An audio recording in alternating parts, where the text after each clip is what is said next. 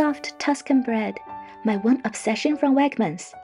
Underneath a crusty exterior, it's got this super tender, moist crumb with a texture like a Japanese chocopan and the flavor of a French baguette. This is a faithful copycat from the store version. I've tried so many variations from different hydration percent to different combination of commercial dough improvers and learned a lot about the effect and purpose of each. I'll let you know which ones I think truly make a difference even beyond this type of bread, and which ones are pretty imitable for home use. In the US, ingredients on the nutritional labels are listed in descending order by weight. Intended to guide consumers to make healthier decisions, this convention also helps with reverse engineering the recipe. This is 80% hydration, but 10% of the bread flour will be replaced with durum wheat flour and dissolved in water first.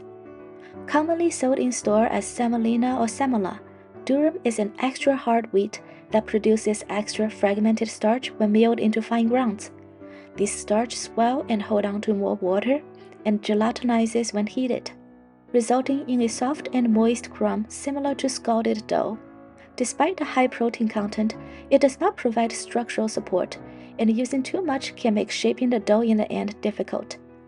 A true Tuscan bread is supposed to use only tiny pinch of yeast, and no salt, by the way. Since I'm going for a close replica of the commercial kind, I'm following label order and authenticity is taking a backseat this time.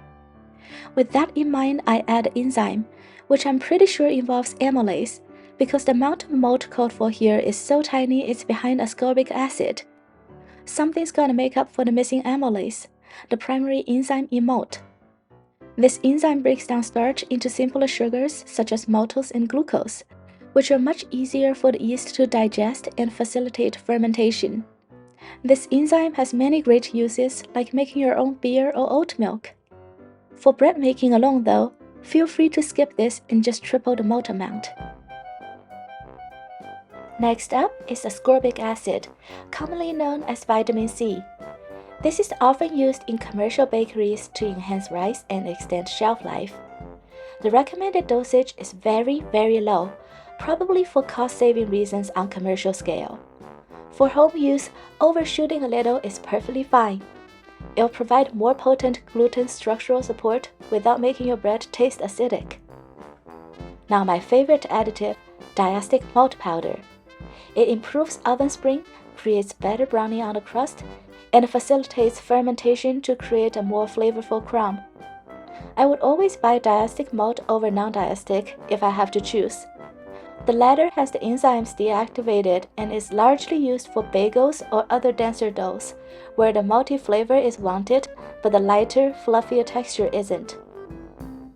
Final additive is the soy lecithin, often used as a crumb softener and fat replacer. Lecithin can be naturally found in egg yolks, so think of the effect on bread as similar to adding egg yolk and oil without having to work with enriched dough.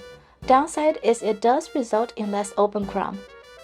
I don't regret buying this packet here because it is useful for soft dinner rolls and sweet Hawaiian buns.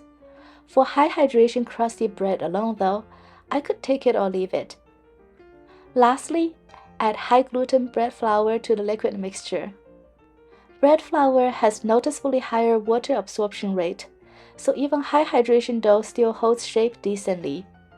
If you only have all-purpose flour around, you may want to lower the hydration to 75 or even 70% by increasing your flour amount. When in doubt, eyeball it and go with your gut. Honestly, even 65% hydration makes a delicious loaf, so if your dough is too wet for you to work with, don't be afraid to add more flour. This is a no-knead dough that will largely rely on autolyse to build gluten network. Just mix thoroughly until there's no more dry flour, and let the dough rest for an hour. It'll be much easier to stretch and fold. Tip for folding sticky high hydration dough: wet your hand before folding so the dough won't stick to your fingers. Even 80% hydration dough will be easy to work with this way. Don't overdo this though. You don't want to add a lot more water to the already very wet dough. Even though it won't stick to your hand, it will cause the dough to collapse when baked. As soon as you have a smooth dough, you can stick it in the fridge for cold fermentation. Leave it at least overnight, Anywhere from 12 to 24 hours are perfectly fine. The next day, you're ready to shape and proof. At this point, the gluten should be very well developed. You can easily stretch and fold the dough even without wetting your hand. Fold around the bowl one more time to press out any large bubbles, and you're ready to shape. No fancy technique here, just press it down and roll it up. Pinch together the end and roll it up the other way. Shape into a round dough ball, and you're ready to proof. You don't need a proofing basket per se, any large container with a floured cloth will do. Proof covered until doubled in size. Depending on your room temperature, this could be less than an hour or closer to 2 hours, so go by the look instead of the exact time. Preheat your oven with a Dutch oven in it. Flip proofed dough onto a parchment paper. Score it whichever way you like. A straight line, across, decorative patterns. Bake with lid on at 420 Fahrenheit for 30 minutes.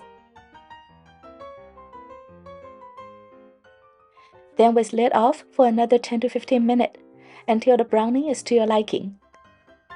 When it first comes out of the oven, the whole loaf is very hard with all the steam trapped in it. Resist the urge to cut into it now. You'll want to wait at least until it's not piping hot, so the steam doesn't immediately evaporate and leave you with dried up crumb. While the bread is hot, apply the last ingredient, a brush of garlic oil. Yes, I was surprised too when I read closely and found out the garlic flavor comes only from the topping oil. The heat from the bread really makes the garlic smell come through. Waiting is hard. Here's a sign that your bread is ready to devour.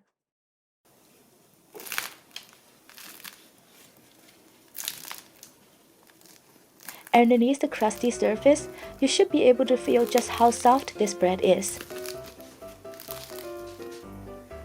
Let's cut it open.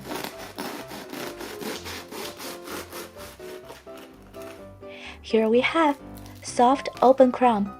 Flatten a bit from me pressing on it too much to capture the softness on camera, but you remember the solid oven spring fresh from the oven. If you by chance shared my obsession over the garlic Tuscan, you will share my rejoice when you bake this and finally pull out a loaf that feels right. If you have no idea what's the deal with Tuscan bread, try this, treat yourself, and impress your family and friends with it. Like and subscribe!